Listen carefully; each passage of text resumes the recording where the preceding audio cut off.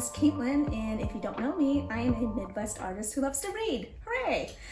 So in today's video, I'm recording this in November, and it's starting to get all like gloomy, dark, and not fun outside. So, and again, please excuse my dog.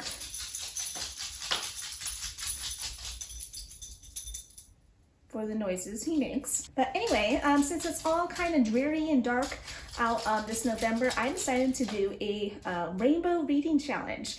So as you can see with my bookshelf here, I have it in rainbow order. And I just thought it would be really nice to be able to pick something out from each of the sections. Also because it is kind of overflowing right now. So I want to knock it down a little bit. And then with this challenge specifically, I want to pick out graphic novels. I've been really into like regular novels recently, but I want to go back to my original favorite form of reading, which is graphic novels. So with this challenge, I'm going to pick out a whole bunch of different graphic novels off of my rainbow shelf. All right, so first off, I'm going to show you the books I've already picked out. So basically all the colors that I'm missing, I'm going to pick out from my shelf here. For my pink option is the Concierge at Hokkyoku department store by Tsuchika Nishimura, which is basically about, as the tagline says, a department store where all the customers are animals. I like the really sketchy art style of it. Since it's a library book, it has more of a priority than what's currently on my shelf here, so that's why I picked it. And then for my red option, what I forgot to include in my clips is a library book that I'm currently reading, and it is March Book 1 by John Lewis, Andrew Aiden, and Nate Powell. So this is basically a biography of John Lewis's life, who was a congressman here in the United States, and it talks heavily about his roles in the civil rights movement. And I can tell you already that I'm really enjoying this a lot. So for the yellow option, what I'm going to do is I'm going to read When I Was Me, Moments of Gender Euphoria, which is a collection of comic memoirs by a whole bunch of different people. This was a gift from my brother from Comic-Con a couple of years ago. For the gray option is Lighter Than My Shadow by Katie Green, which is an autobiography about eating disorders.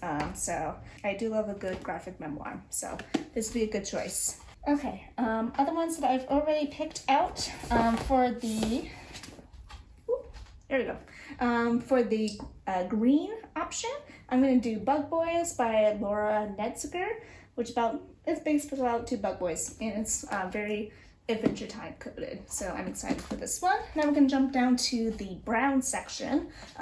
One collection of books that I've been reading since Christmas time last year is I was gifted a complete collection of Calvin and Hobbes books, and I've been stuck on book 3 for a long time. So I think this is just a good opportunity for me to finally finish up book 3 for this challenge. For black, I'm going to do Art Spiegelman's Breakdowns, which again is a whole bunch of his shorter comics collected into one collection here. And it basically, it spans several years, different art styles. It's more on the grungier side. I'm not sure if grungier. More adult is much better for that. It also includes like a very early draft of Mouse in here, which is like his most famous work that he's done. And then finally, for the white section is another library book, which this is just one I found randomly. It's Let's Eat Together, Aki and Haru, and it's presented by, Makoto Taji. Again, this seems like a really cute queer romance with food in it, so I think this is great. All right, so here's more of a fun part. So now I'm gonna go and pick up the books on my shelf here of the colors that I'm missing. So I think the first one I'm missing is orange. So I'm gonna go to the orange section, and I'll be honest with you, since I'm trying to read as many books as possible, I'm gonna try to focus on the shortest ones that I have on my shelf here. So I think, yeah, the shortest one on my shelf is this one, which is called I See a Night by Xulia Vicente. And it's basically It's another queer romance story. It's from Shortbox, which I bought like a whole bunch of graphic novels from Shortbox during their final sale since they closed. It's basically like a mix between current life and like night life. So like there's like literally a night, and it looks very interesting. Do I know a whole bunch about it? No, but that's okay. Okay, next up is blue. The next color missing is blue. So I'm gonna head over to the blue section. Get these out of the way. And I think the shortest and quickest that I can justify reading for this video is not Miffy at the Gallery, which is a picture book. I'm not gonna do this one for this challenge. Let's see here. I think the one I'm gonna do is, there we go. It is Teeth, which is a book of short illustrated horror stories by Katie Mansfield. And if you recall from my Comic-Con video, I bought this one at Comic-Con. Basically, it's very quick single or double page illustration stories of horror. So that sounds great to me. All right, new angle. So I think the final color, because I have gray, brown, black, and white, which is all basically this bottom shelf here. Yes, hi honey. Is purple. So I am excited to see which ones for purple there are. Let's see here. And there may only be, well, no, there's two. There's Project Knot, which was another gift from my brother from Comic-Con a couple years ago, which would be really great. Let's see. But I think what I'm thinking is I'm going to do this one instead. I'm going to do Boyfriends Volume 2 by refrainbow. This will be a reread for me, basically now in the print version. It is a very popular webtoon comic about a group of boyfriends, essentially. So, I don't know if Scooty was still on that. Okay. But there you have it. So, next time you see me, I'm going to be finishing up one of these comic books, okay? Okay, bye!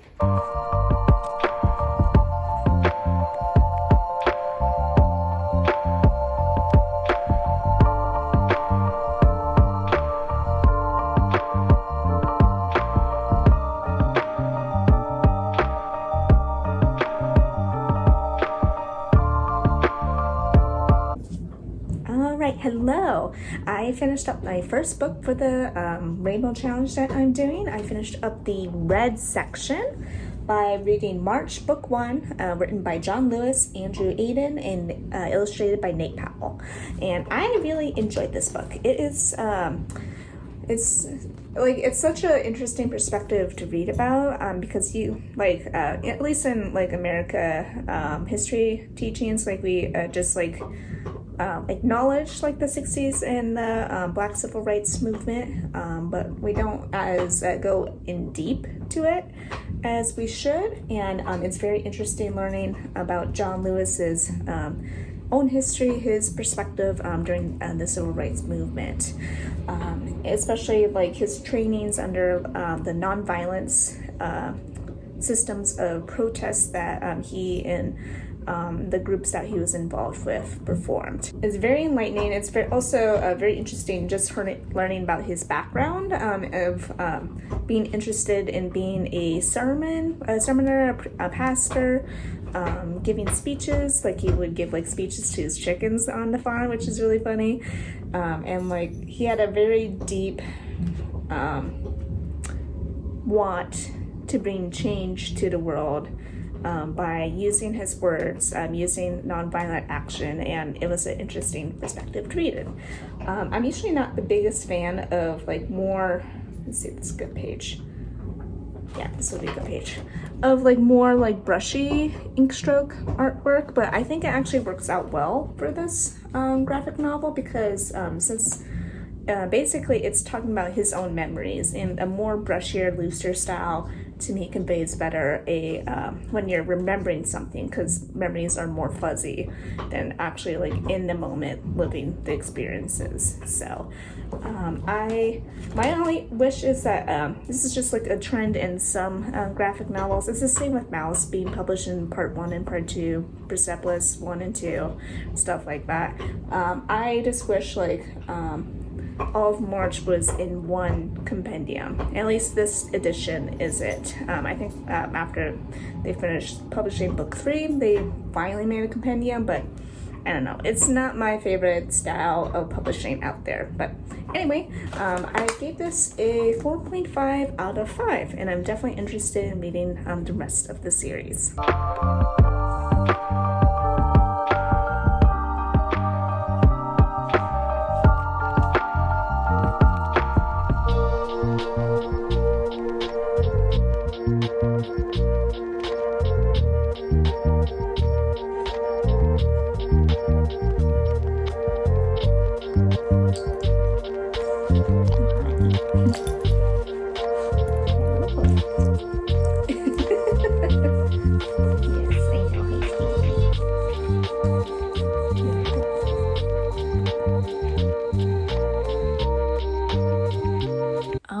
But done with book number 2. Yes, I am, Poochie. I'm done with book number 2. And that book was Let's Eat Together, Aki and Haru by Makoto Taji. And I thought it was pretty cute. It was pretty cute. But other than that, not really that much substance to it. I thought it was just fine. It's about like 2 college roommates trying to make food for themselves, because I mean they're learning how to make good delicious dishes with the supplies that they have, and that's basically it. And there's like little peeks at like a potential romance between the 2 characters, and yeah, it's cute. Nothing to write home about. I gave it a 3 out of 5, but and it could have some potential in the future. But yeah, number 2 is done.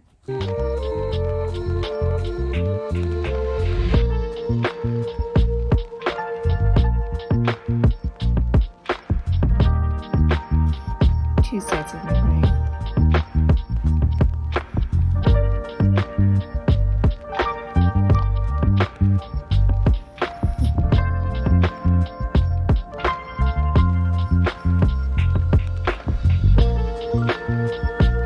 Okay, I'm gonna start talking, puppy. You're okay.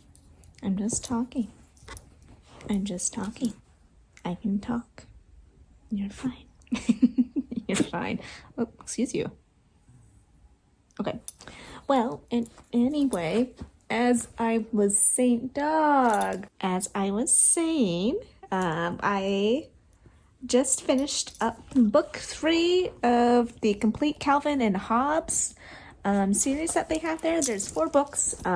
This is covering the brown section of my challenge. Doggus. My goodness.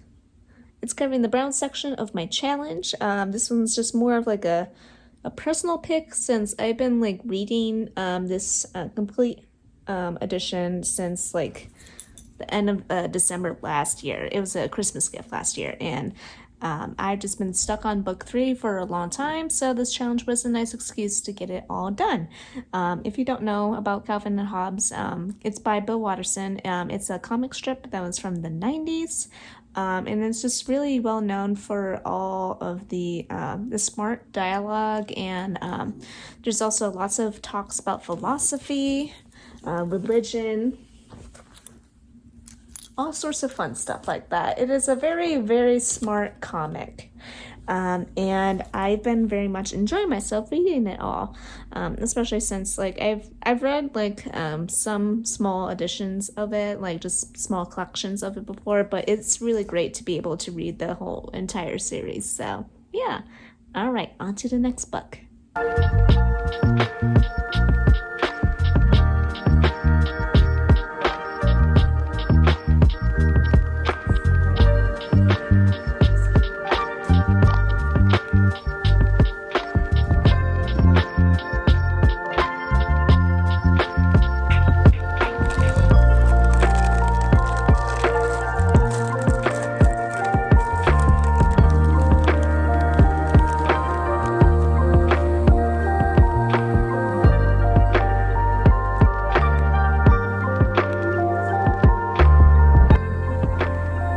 right, so I finished up another book. Stashy, like usual, is munching on his bone, and I got a mullet. Lots of things have happened. The last book I finished up is the Concierge at Hokkyoku department store, the first volume, which is by a Tsuchika Nishimura, and I loved it. It was so great. It was definitely a read to, as the clips will show. I read it at work. We had a really big, long staff day this past week, which it's a lot of talking, and I don't enjoy that. So I read it during there, and then I also went to downtown Delhi here in Ames right before work, and I ate a delicious sub sandwich, and I finished it up there, and it was a blast. I really enjoyed it. Let me pull up my notes here of what I specifically loved about it. Yeah, so basically the gist of it is that it is a concierge, which my understanding is someone who helps, like, as a customer service sort of position at like a really big fancy mall that also has other things like an art museum and stuff like that. So this person, they help out the customers in this location, and almost, I think all of the customers are animals. And there's a special focus with extinct animals and how they are VIAs, or very important animals. I just thought the concept of that is really interesting. It has a like really interesting surreal feel to it. So like the one, like a running gag is like basically the main person's boss, he just appears at random locations, be like, hey, you need to think about this a little bit better. And it's just like a tile in the floor, and he like pops out, stuff like that. And then like basically I don't think there's any other like human customers at this place. It's very much an inverse of the basically the animals are more in a position of power than the humans in this place, because they're in a lower class of like a customer service feel. So it's a very interesting inverse to that, and nothing's really explained like as to why this world is like that. Again, giving that dreamy, surreal quality to it. Let's see, other things. Again, I love that it highlights and gives facts about extinct animals. That's very interesting. And it's also another thing with this real dreamy like status to it is that like the book specifically mentions that this animal went extinct at this time. However, they're in this world, so like what happened between them? So at the very end of the book, I was just like, wow, is this like a heaven sort of situation? Like, where are we exactly? So that was like really interesting to meal over with. Other things, the art is like really sketchy and like scratchy ink work to it. It's like a slightly more abstract feel, abstract cartoony feel, rather than like the classic like manga feel out there. There's close attention to the clothes that all the animals wear. It's like highly detailed, and then of course the animals are very drawn particularly, very detailed, like making sure to put like every single strand of fur on their fur, stuff like that. And it's just like this style is like really a breath of fresh air in the world of manga. So that made me very interested in it in the first place, but also now that I want to continue on with this series. I'm very curious to see what the next volumes are going to be like. And then also I just learned when I was like doing some research, getting my book journal all situated, that it is a anime or possibly a animated movie. So that is very intriguing. So I have to see if I can, if I'm able to check that out for that. Let's see, other life updates. Yeah, I had a really big staff day on Monday for the holiday here in the US. It's long, it's tiring. This week has been very much like trying to like relax after that. Also, I just had like this huge need of change in my life, and what a very classic woman's action which I've done myself several times in my life, is a change to a haircut. So I decided to go with more of a mullet feel now. In January, I'm planning on getting a perm to make my hair more floofy and curly. There's a trend in like Korean hair for men to get perms and have like a nice curly look to it. So I love curly hair. I think it looks really cute with my very flat hair. I make it what it is. So it'd be interesting that I try something different with a perm. Let's see here. Other than that, I've been working on my webcomic, Dear Samar, also another thing earlier this week, I was just like, wow, I haven't really done a lot of like single illustrations on like, other things like that.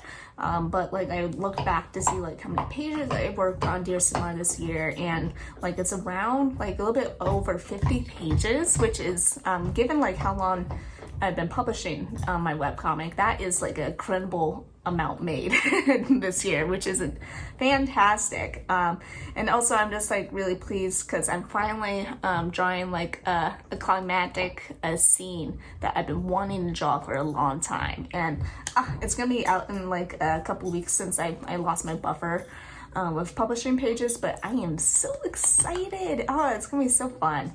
Yeah. And it just makes me wonder like how many more pages I need to do. And like for the next like comic that I do, there's definitely going to be a lot more pre-planning than what I've done with this comic. I kind of just like went into it. But since I now have like experience from making one comic, I'm going to give it a go with more pre-planning and prep work for it for the next one that I do. So yeah. But yeah, the pink cover is all done for my Rainbow Challenge. I'm not sure what exactly I'm going to read next. I think I'm going to read like a smaller zine, like a horror zine while I'm at work during my break. I also have Lighter Than My Shadow on my couch, so I can get that done maybe tomorrow, or at least start reading it tomorrow. So yeah, I'm very pleased with the books I've picked out so far.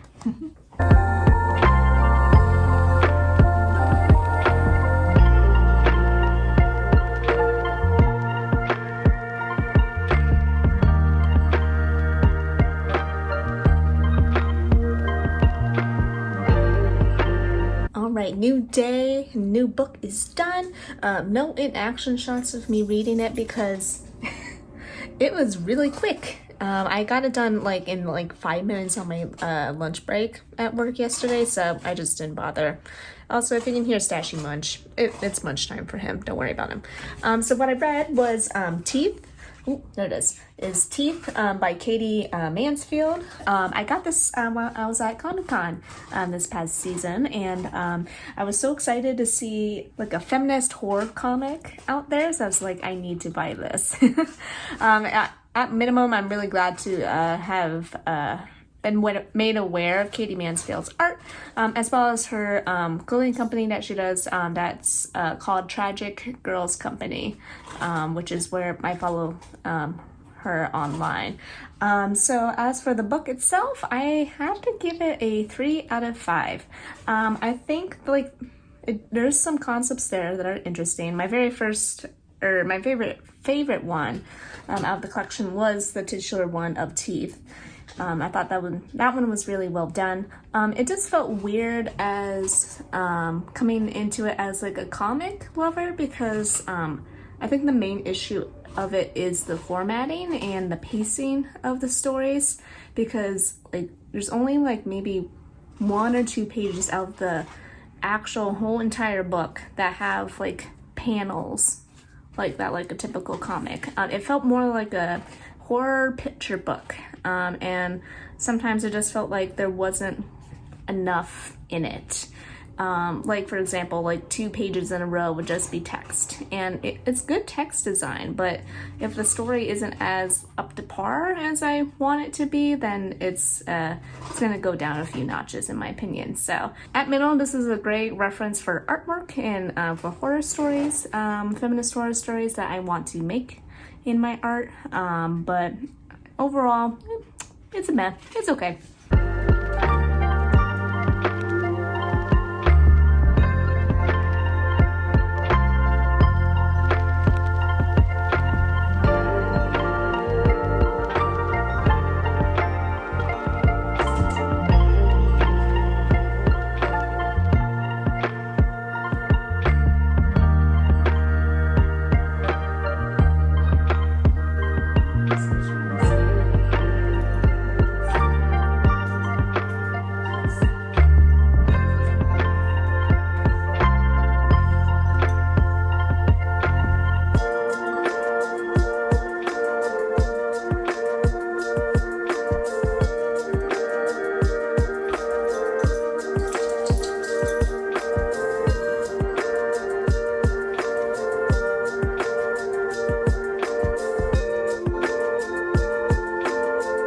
Alright, the gray book is now done in my challenge. I know it's done now, Stashy. It is Lighter Than My Shadow by Katie Green. Oh, whoa. Sneaky boy. It's definitely the thickest book of the stack that I had, and I'm telling myself to relax a little bit today on this Saturday, and I thought I'd just get it done, and whew, it hurts my heart. It's a really, really sad book to read. I know, but it's sad. But basically, it's a memoir about Katie Green's experience. Thank you.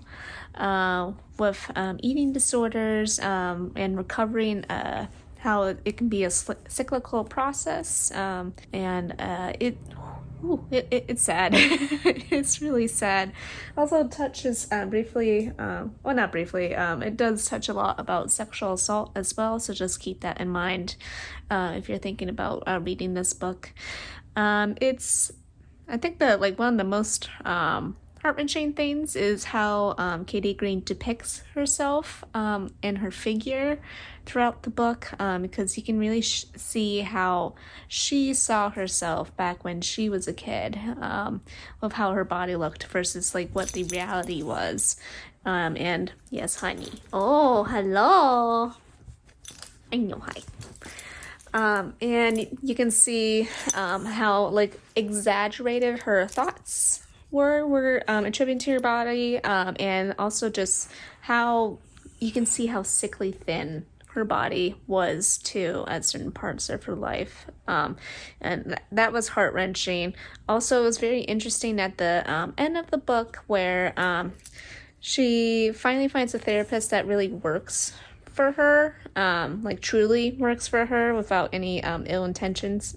That's again another cornerstone in this book, and she was able to like come to terms that that like it's always going to be a part of her, and she just needs to keep working. Like it's going to be a cyclical process, and keep working on herself to not go back down that rabbit hole again of eating disorders. And it also goes to show how there can be different methods of therapy that can work for some people, but with Katie Green, she finally discovered that she needed confidence and willpower and the power within herself to get over, or at least to manage her eating disorder like this.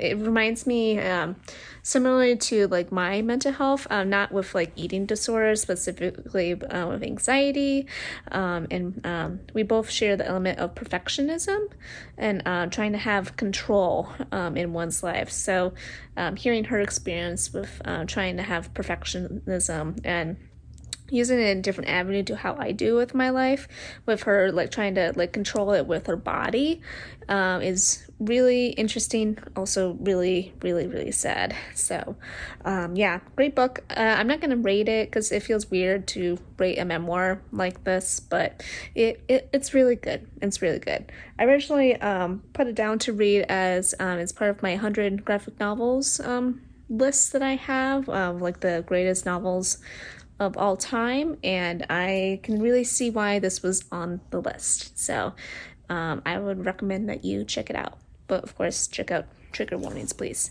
Yes, bud. Yes, you gotta check out trigger warnings. Yes, we do. Now I need something a lot more fun and happy in my life.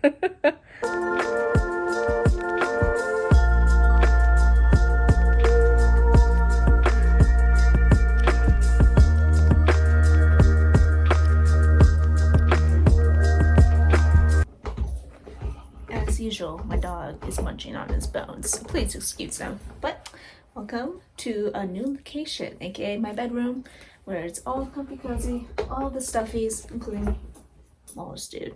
Yes. I thought this was a good location to shoot for this book, which is Boyfriends by Refrainbow. This is the second volume in the series.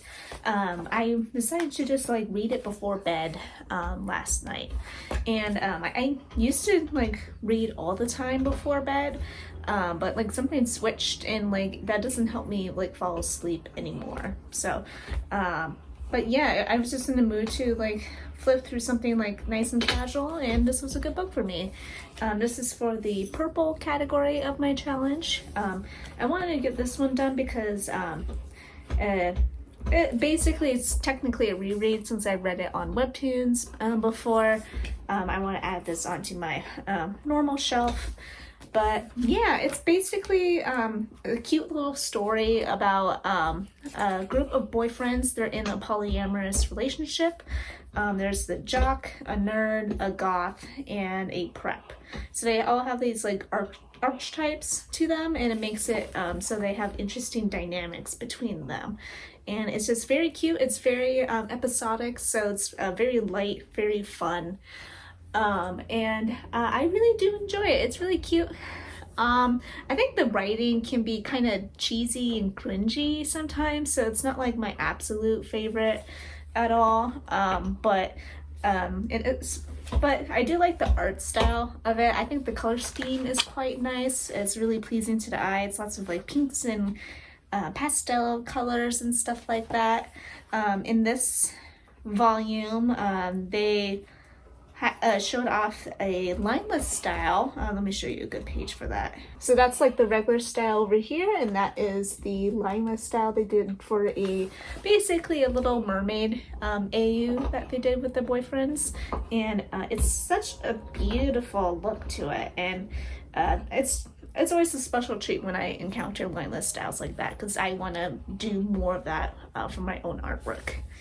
But yeah, anyway, yeah, so the writing itself, the dialogue can be cringy sometimes. The art is really cute and good.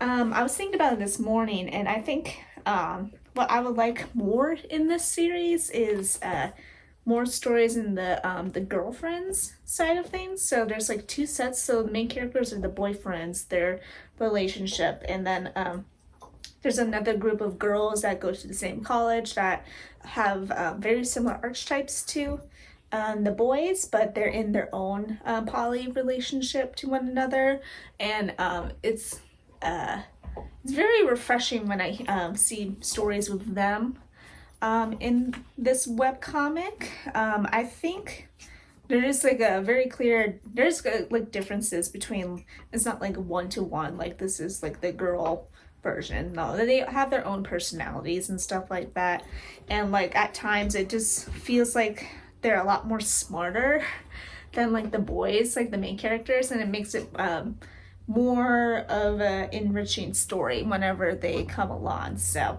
but I don't know, that's my point of view. If you just want like more lighter stuff, then the boys' point of view is like more better than. So yeah. Okay, so let's do where I'm currently at in the challenge. Because I'm just like, oh, I'm reading all these things, what's going on? So I just finished up the purple component for the challenge. Looking at my selection over there, I still have orange, I still have yellow, I still have black, and then I still have a green cover, which is the one I'm thinking of reading next. I basically have 4 more books to do in this challenge, so that's very exciting.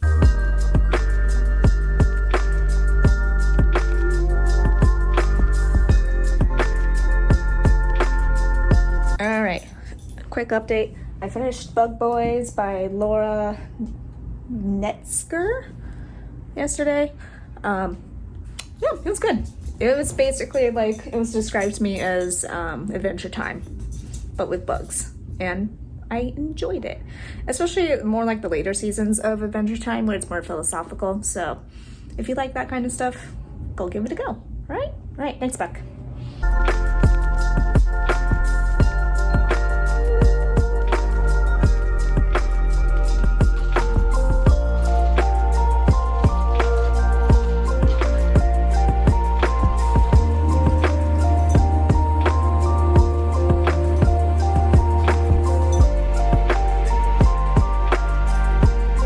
So yeah, I don't know where I left all you guys at.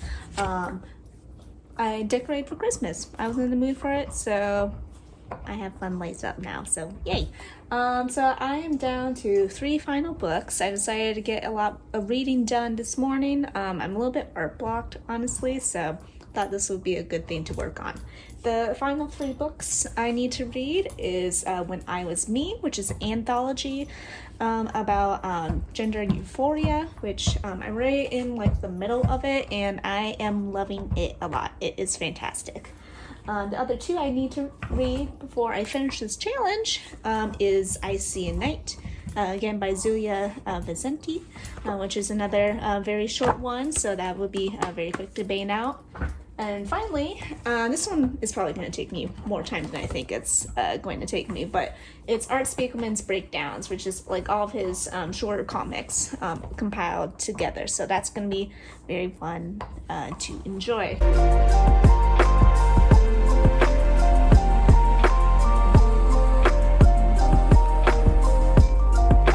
This book is very good, very good. It is probably my favorite out of the bunch so far. I think I am going to give it a perfect star rating with it. So basically, When I Was Me, Moments of Gender Euphoria, it is a comic anthology full of one-page comics by trans people about their experience. And one thing of note, well, I mean, there's several things of note that I think it was a well-executed anthology. Their main purpose of it, I'm flipping to the forward here, that was really enlightening, is, I'm going to directly quote from it, is narratives around us center the idea that dysphoria is the thing that makes us trans, that our identities are rooted in conflict between our bodies, our minds, and society. But rarely is the spotlight shown on the joys, the euphoria of being who we are. And this is such a happy, positive book, and it just makes me happy reading about it. And just as like a great testament, it's a great collection of like reminding folks like there are so many trans people out there, because this is a decently sized book. Like there's like over 70 pages. Let's see here, like 90 pages of one-page comics in here. So 90 folks plus, because there's some trans writers and trans artist combos in there, made this book. And it just shows like beautiful, happy moments of experiencing one's identity, filled with a whole bunch of different awesome art styles, which again, I love anthologies for that.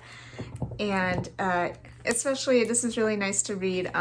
Like this, it's been a couple days since Trans Remembrance Day, and a lot of like posts online were like, okay, this is a great holiday. It is good to remember those that have passed on. However, you also have to, this is a reminder to keep in mind the trans folks in your lives that are still alive, and we should be honoring them and doing more to make sure they're safe as well. And and with all the like current political climate too, especially here in the US, it's very concerning time for trans folks. So having a moment to just read about happy trans folks, happy in themselves and their lives, it was very, very great. And as like a little bonus to this awesome book, at the very end of the book, it says half of this press's profits from sales of this book will go towards organizations that support young transgender people in the UK. Awesome. Oh, and another thing, they didn't like select people purely in like in Europe. Like they made sure to get a whole bunch of people from all around the world. Again, so many trans people around the world. It is awesome. I love it. I love it.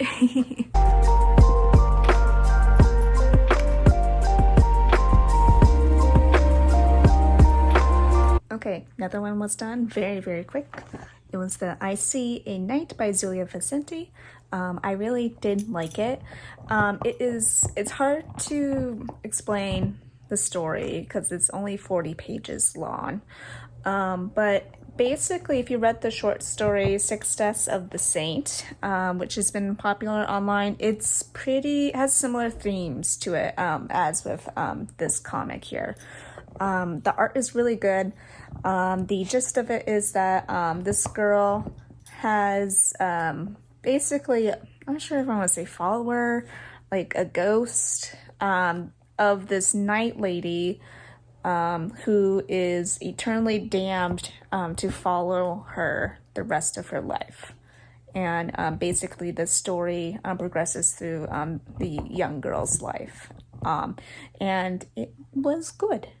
I don't know how much else I can say without spoiling stuff, but it was really good.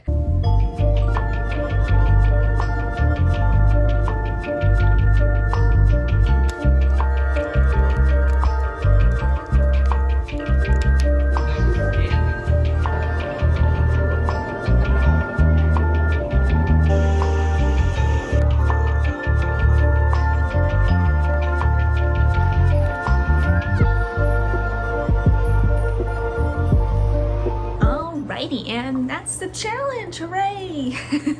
I know, isn't that the challenge, dog? Oh my gosh, it's going crazy. So I was able to complete everything off of my TBR list. Here's some of the books from the stack there. 3 of them had to go back to the library, but here is some of them. So basically, yeah, it was a lot of reading. It was a lot of reading, right?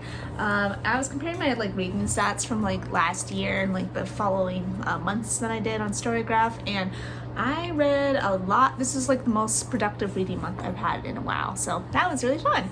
And I get to bump up my how many books I've read this year with really fun graphic novels, so that's always a plus. So the main goals with this challenge was to, 1, just read more graphic novels this month, because I've been prioritizing novels and things like that for a good chunk of the year, and I kind of missed reading graphic novels, so obviously that was a success. And then let's see here, the other goal was to reduce my very hefty TBR shelf back there, and that was also a success. I also did some light weeding over there, so it's looking a lot less chaotic on my shelf, so I am feeling much more happier about that. For my thoughts about the challenge, I thought it was really fun. So if you do have a lot of books on your TBR shelf, it's just a very fun, really easy challenge to get into. It's also great to do this challenge if you need a kick up in your reading, or if you have reading goals that you need to get accomplished before the end of the year. So this was a fun challenge for me. For the books that I've read, I'm now gonna do a best and a least best of my stack of books. So I read a lot of very good books during this challenge. I really enjoyed breakdowns. Some other good books were I See a Night. Let me show you here. I See a Night. That was also very great. Other great books were Lighter Than My Shadow, which was a memoir. Another memoir was March. And then I also enjoyed the Concierge at the Hokkyoku department store. That one was really nice as well. But my favorite of them all was When I Was Me. I think it's just so hard to do a great anthology, because with any anthology that has multiple sources from multiple authors, there's bound to be some stories that you don't like, or at least that's how I felt with my reading experience with reading anthologies. And with this one, only a couple of the comics I didn't quite get into, but it didn't matter that much because it was only 1-page comics. So I think just having it as a smaller format like that made it much more impactful, as well as just the mood of the entire anthology is just full of happiness and self-discovery, which is very great to read about. So just for that, this anthology blew me out of the water, so this is my favorite for this challenge. So, and then for my least best, let's see here. There was only a couple books that I was just meh, it was fine. I think the one I didn't like the most out of the bunch was just a random pick that I found in the library, which was the Let's Eat Together Aki and Haru. I thought the art was cute, but it really didn't have that much substance to it. Which books were you interested in for the ones that I read? Let's see, what books would you have in your own challenge? Let me know in the comments, okay? Thank you for liking, commenting, and subscribing. Thank you for watching, and I'll see you in the next video, okay? Okay, bye-bye.